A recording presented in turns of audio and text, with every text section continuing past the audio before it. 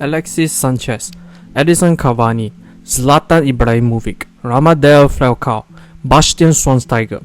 What is the common theme within this group of players play for Man United? If you guess, all of them were signed with Man United into close to their 30s, stretching to mid-30s, basically crossed through or past their prime, whereby end up a failure and left the club at a bad stint or whatsoever. And you are completely right. Man United with recent times, especially after Sir Alex Ferguson's retirement, a lot of signings have been massively focused on big names in which a lot of them do not pan out as expected. Of course, there was success in the mix as well, with both former Real Madrid players of Varane and Casemiro really showcase their quality even their respective age. However, coming into this season, it's been clear that both of them, with their age and injury records, had caught up to their body, go as far as to say took a massive toll on them. Besides, with the rumour a couple of days ago mentioned that Man United linked with the 32-year-old Griezmann, further illustrate Man United's short-sighted planning. So in this video, we'll be discussing Man United signings on big names that close to 30s or the early 30s since the retirement of Sir Alex Ferguson, and why Man United should stop this kind of signing. In case you didn't know, what is up ladies and gentlemen, I'm Marvin, codename CM. Welcome to the Code United channel once again. If you somehow someway stumble into this channel and like this kind of content, do please like, share and subscribe to this channel, as each of your precious subscription will be a massive motivation for me to upload new content. And don't forget to ring the notification bell for every new upload. With that said, let's get straight into the video. Starting out with a similar Scottish manager, David Moyes. Funny enough, the former Everton manager, in his sole year of managerial experience, did not sign any players late into their 20s or the past 30s mark. Rather, the most known signings done by Moyes were decent with the likes of Juan Mata and Fellaini. Both players joined Red Devils with a peak age of just 25-year-old, also did contribute to a certain extent, especially Juan Mata being a cult hero for Man United fanbase after scoring a brace including a spectacular overhead scissors kick against Liverpool at Anfield. While Fellaini, the Belgian midfielder, although did endure many criticism being not technical enough, but utilising his chest control combining with his hold-up play proved to be vital. After finishing a disappointing 7th in the league, Moyes did not complete his first season under the United, rather was let go 10 months since his appointment and was succeeded by the Professor Louis van Gaal. The seasoned Dutch manager, upon his signing, made his managing presence known firmly by making massive changes within the squad. Van Gaal made a humongous transfer activities with 9 significant new arrivals and 13 high-profile departures, whereby we saw some of the club legends like Patrice Evra, Nemanja Vidic and Rio Ferdinand departed Man United that year. In return, Man United made some of the biggest name or promising signings like Daley Blind, Andrea Herrera, Marcus Rojo, but the biggest name that summer was none other than signing of the South American duo Angel Di Maria and Ramadel Falcao. In all honesty, I was hyped as hell at that time, given Angel Di Maria was one of the best wingers / playmaker and Falcao was held one of the most feared goal scorer. He even been nicknamed El Tiger, the Tiger for God's sake, due to his ferocious goal scoring ability during his Monaco days. But in for that period of time, we will be focusing on these two players that fit the criteria, Falcao and former Barcelona GK Victor Valdes. Starting with the low light one. The 32-year-old Valdes, after the conclusion with Barcelona, initially had a pre-contract agreement to join Monaco, but suffered an injury had Monaco pulled out the agreement. While Man United slot in a contract that allowed the Spaniard recover and gradually work his way back into the first team, be the backup keeper for the fellow countryman David De Gea. Valdes eventually made only 2 appearances for 2 seasons with Man United, and his departure was not pretty as well, as his refusal to play for the reserve team made Louis van Gaal name him into the transfer list, but the relationship was so bad that Man United named him in the Premier League squad, but only named to conform to Premier League rules and not being offered a way back.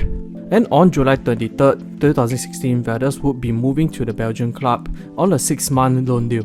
As for Falcao, joined Man United at the peak age of only 28-year-old, was seen to be an amazing buy. Even Cristiano Ronaldo commented the move as quoted, "fantastic buy," illustrated the hype behind the Colombian. But the move actually contains some skepticism, as before the move a couple months ago, Falcao suffered a serious ACL injury that would take 6 months to recover, yet he made a speedy recovery that should have made him take longer for his body to recover. In spite of the hype built up, Falcao was not up to scale with his performance or even a completely different player. To add out to injury, his performance at fitness issue was so bad, Louis van Gaal favoured the academy player James Wilson over him. In the end, Falcao failed to make any major impact, was named as one of the worst signings by Man United. Moving on to Louis van Gaal's second season, Louis van Gaal again made a huge change within the squad by letting go some of the fan favourites like Robin van Persie, Johnny Evans, Rafa da Silva, and so on. At the same time, bringing some names like Memphis Depay, Matteo Darmian, Antonio Marcia, and so on. But our focus will be Sergio Romero and Bastian Schweinsteiger. With the tension of Valdes and heavy rumour the departure of David De Gea to Real Madrid, Louis van Gaal seek to bring in an experienced goalkeeper, and here comes the 28-year-old Argentinian Sergio Romero. Romero made his debut against Spurs at Old Trafford. Although Man United managed to obtain 1-0 win, all eyes were on the new arrival Romero, being commented unnervy on his distribution but overcome it by making two crucial saves. After David De Gea failed to attempt move and return to the first team, meant that Romero relegated to the second choice keeper.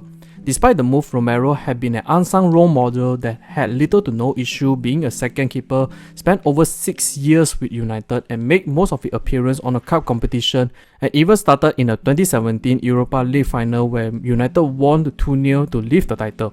As for Schweinsteiger, oh my god, where do we start from him? Starting with first, Schweinsteiger, prior joining to Man United, considered a world-class central midfielder, a key player for the dominant German national team, plus his signing with Man United on paper fits so much due to the fact Man United during this period started to show lacking of control in the midfield, as other than Carrick, no other players capable to play the controller role in the midfield. However, even Basti, a Bayern icon, could not bring himself to revive a slow burner of Man United. Basti instead came to United a broken man physically standpoint and looked like a player at the tail end of his career even at the age of 30. Reported he had been fly between Manchester and Germany to receive treatment on his knee, while the sacking of Louis van Gaal after he won the FA Cup, the special one was introduced to Man United, made Basti's position even worse. The infamous report that Jose sends the German training with the under-23 team viewed as a humiliation on for Schweinsteiger, whereby Jose admitted to regret the move years later. Overall, Basti had little to success with Man United, appeared in only 35 matches, scoring 1 goal across 2 seasons. While continuing on the Jose era, he made numerous huge name signings with the likes of Eric Bailly, Henrik Mkhitaryan, Fred, and 2 biggest names to date at that time. Jose made the biggest name signing in Man United history by signing former Man United academy Paul Pogba for a whopping £89 million, and lastly a free transfer of the god himself, Zlatan Ibrahimovic. A rare CDM signing of Nemanja Matic, Romelu Lukaku, and Victor Lindelof. In this case, we can start with the Swedish god himself. Zlatan joined Man United at the age of 34-year-old, and he made immediate impact by scoring 28 goals, accumulated 10 assists, and proved to be an effective target man at the centre forward role. Also had Man United won a cup double of Carabao Cup and a Europa League title. But following season, Zlatan, after felt his position to be a surplus, he eventually departed to the United States.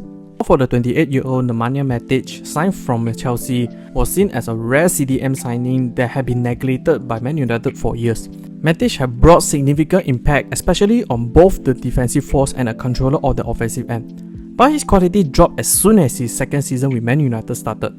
Feeling deja vu? Although Matic had been vital shield that allowed some of the attacking players like Pogba to perform, he also shown to age pretty quickly, losing a lot of pace and stamina to withstand a demanding Premier League, being the shell of his Chelsea self. If Matic would have joined Man United 5 years younger, Man United would have been a completely different team. Matic in the end left to Roma on a free transfer after the 21-22 season. Now led us to the notorious signing of Alexis Sanchez. The Chilean joined Man United under the sword of Mkhitaryan, even donned the prestigious number 7 shirt. Even though many fans recognize the quality and high work rate of Sanchez, he was considered the pinnacle example of dysfunctional within Man United. Long story short, because of Man United's short grab not wanting rival Man City obtain Sanchez signing, Man United offered a ridiculous weekly wages that potential boost to 500k per week.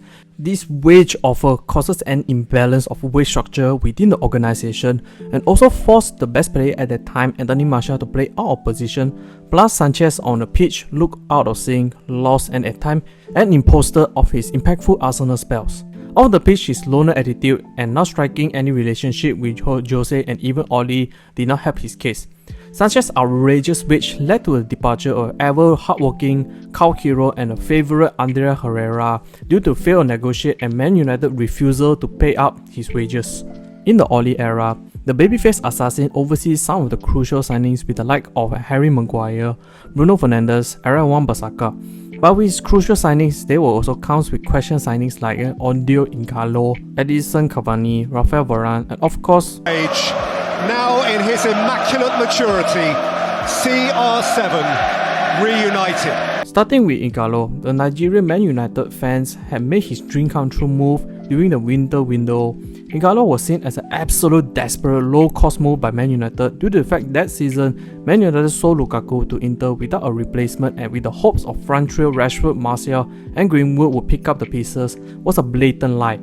Adding salt to injury, Rashford suffered the injury, made the front line far more thinner, and Ighalo was brought in.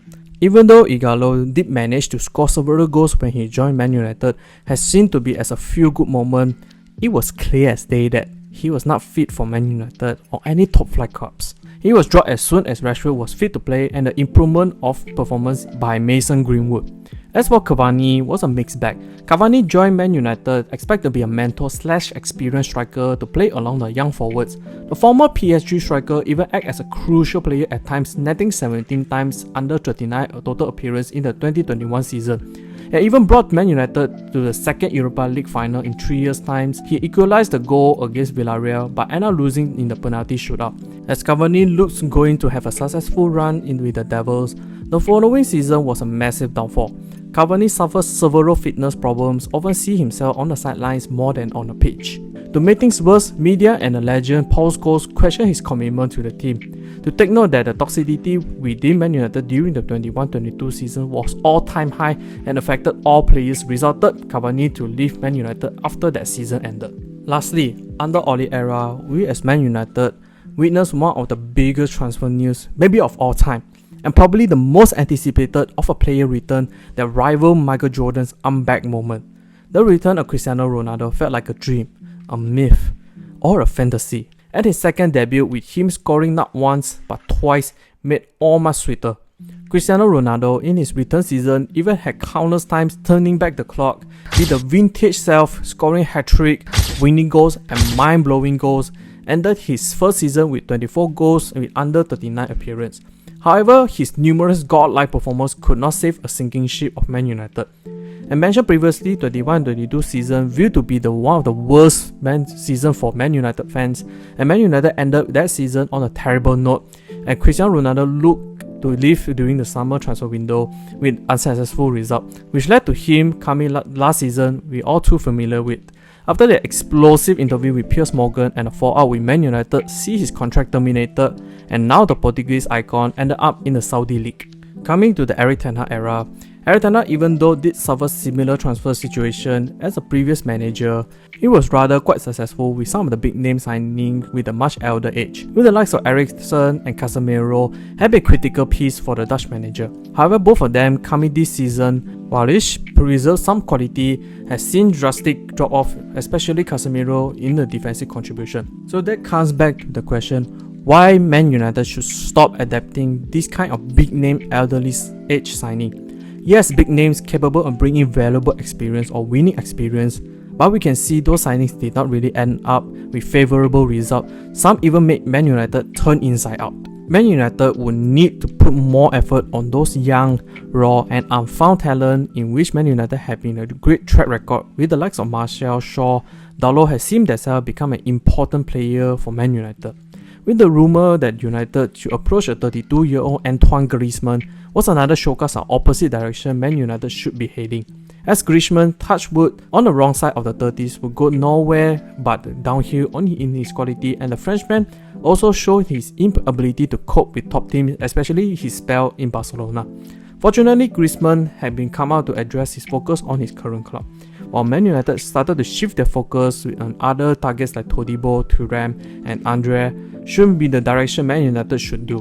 Focus on scouting unpolished gem and develop into long-term key rotation players, and not short fix and hope for the best. Luckily, now the participation of a new owner combining a whole new footballing structure, we hope and really hope to see a new approach in talent acquisition, not just signing big names for the sake of it. That's the end of the video. What do you guys think? Do you feel that Man United should take note a history of signing big names as a lesson and move to more unpolished talent and develop it for a long-term purpose? Comment down below so that we can have a discussion. Hope you enjoyed this video. I will see you all in the next one.